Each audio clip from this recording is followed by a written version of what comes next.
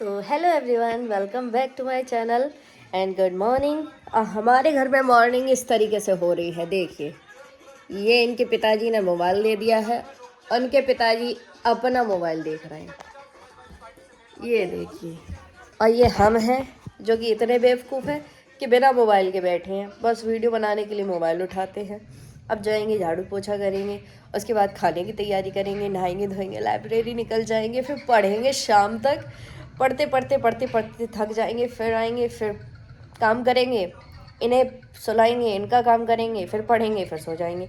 हमारा बस पढ़ने का काम है, सोने का काम है। तो चलिए करते हैं अपना झाड़ू पोछा स्टार्ट।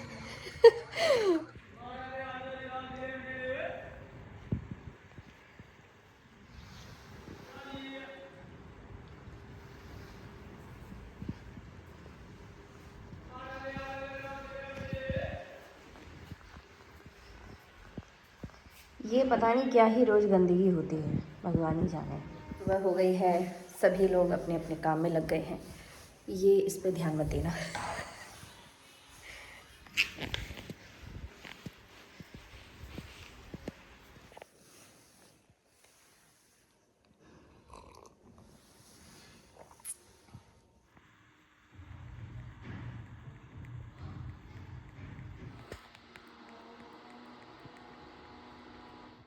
झाड़ू पोछा करने के बाद चाय पी मैंने। चाय पीने के साथ साथ में आपको मैंने दिखाया कि मैंने थोड़ी देर नाम जप किया। उसके बाद में मैं पढ़ने बैठ गई थी। तो सबसे पहले मैंने चैट जीपीटी से इंग्लिश स्पीकिंग के लिए एक शॉर्ट स्टोरी निकाली, उसको पढ़ा। उसके बाद में मैंने डेली रूटीन के बेसिस पे एक स्क्रिप्ट ढूंढी, उसको लिखा। उसको बार बार पढ़ने से क्या है कि इंग्लिश स्पीकिंग का सब लोग पूछते हैं कि आप कैसे करती हो।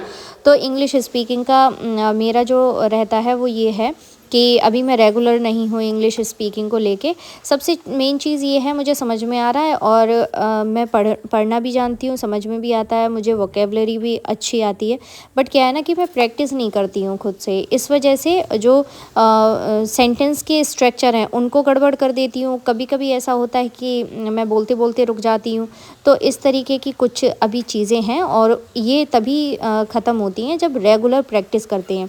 अब रेगुलर प्रैक्टिस मैं करती नहीं हूँ। जैसे जिन लोगों को इंग्लिश बिल्कुल नहीं आती है वो क्या कर सकती हैं कि छोटे छोटे सेंटेंसेस जैसे डेली यूज़ में जो आप बोलते हो, इंग्लिश स्पीकिंग के लिए आपको ग्रामर पे पहले नहीं जाना है, ग्रामर पे ध्यान नहीं देना है। सबसे पहले आपको क्या करना है कि स्ट्रक्चर बनाना सीखना है, वर्ड सीखने हैं छोटे छोटे। जैसे हम जैसे बोल रहे हैं कि मैं जा रहा हूँ, मैं खा रहा हूँ, इस तरीके के जो सेंटेंसेस हैं उनको आप हिंदी में इंग्लिश में लिखिए। उसको डेली बेसिस पे लर्न करके यूज़ करने की कोशिश कीजिए। जितना आप इंग्लिश को यूज़ करेंगे उतना ज़्यादा आप जल्दी इंग्लिश बोल पाएंगे।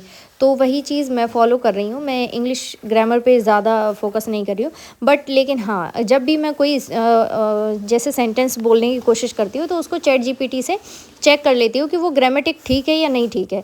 क्योंकि जब बोलते हैं वैसे ज़रूरत नहीं है ग्रामर अच्छी होनी चाहिए इंग्लिश स्पीकिंग के लिए, बट मैं फिर भी एक प्रोफेशनली मतलब इंग्लिश स्पीकिंग करना चाहती हूँ। तो इस वजह से मैं ग्रामर को अवॉइड नहीं कर सकती हूँ, क्योंकि मुझे आंसर राइटिंग भी इंग्लिश में करनी है। तो ग्रामर पे पकड़ होना बहुत बहुत ज़रूरी चीज़ है।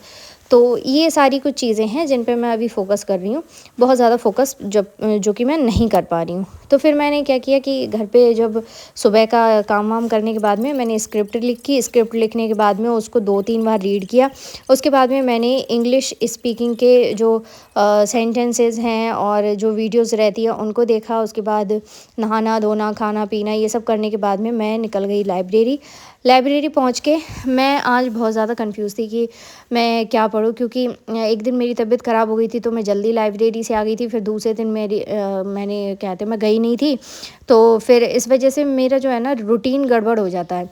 फिर मैंने ये भारत दो दशा जो मैं पढ़ रही थी इसको सबसे पहले मैंने कंप्लीट किया कि क्योंकि ये मैंने रात में स्टार्ट की थी एक दिन और उस दिन मैं सो गई थी। दूसरे दिन मेरी तबीयत ठीक नहीं थी तो ये 2 दिन से अनकम्प्लीट पड़ी हुई थी।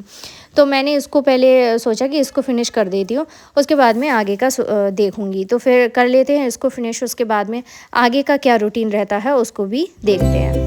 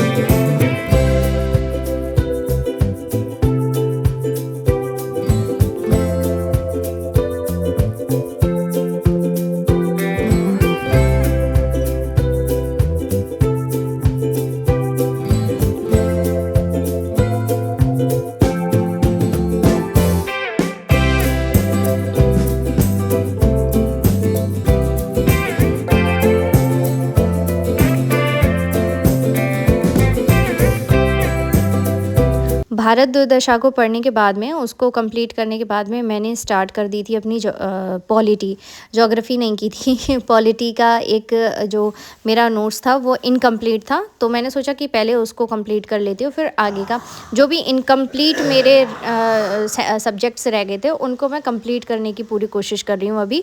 तो इसको मैंने पढ़ा, उसके बाद में इसमें थोड़ा मैं बोर होने लगी थी, समझ में आना बंद हो गया था, तो फिर मैंने क्या किया कि मैला आंचल का थोड़ा ओवरव्यू लिया और उसके बाद में मैंने पढ़ना शुरू कर दिया था महाभोज।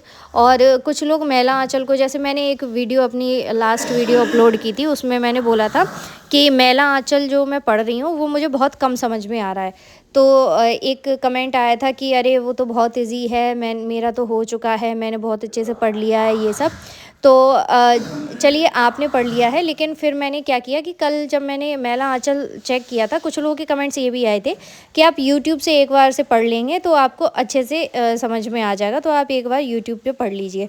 तो फिर क्या था कि मैंने यूट्यूब से पढ़ना सही समझा। उसके बाद में यूपीएसआई की मुझे कुछ बुक्स लेनी थी, तो मेरे हस्बैंड आ गए थे, तो फिर मैंने वो बुक्स ले ली थी। तो उसके बाद में क्या हुआ कि मैंने जो दिव्यकीर्ति सर हैं उनकी एक वीडियो देखी थी, उसमें वो कह रहे थे कि फ़र्स्ट टाइम पे उनको भी मैला आंचल नहीं समझ में आया था, 6th रीडिंग के बाद में उनको मैला आंचल समझ में आया था। तो हम क्या चीज़ें हैं, वो तो हिंदी साहित्य के एक तरीके से बहुत अच्छे टीचर हैं, तो उनको भी 6th टाइम पे समझ में आया था, तो मुझे एकदम से कैसे समझ में आ जाएगा। तो ये था कुछ आज का रूटीन। मैंने बहुत ज़्यादा शूट नहीं कर पाया था आज, थोड़ा-थोड़ा मैंने शूट किया था। उसके बाद में मैं सोने लगी थी क्योंकि मुझे नींद आ रही थी। तो फिर ये ब्लॉग बस इतना ही, मिलेंगे नेक्स्ट वीडियो में, तब तक के लिए बाय बाय, टेक केयर।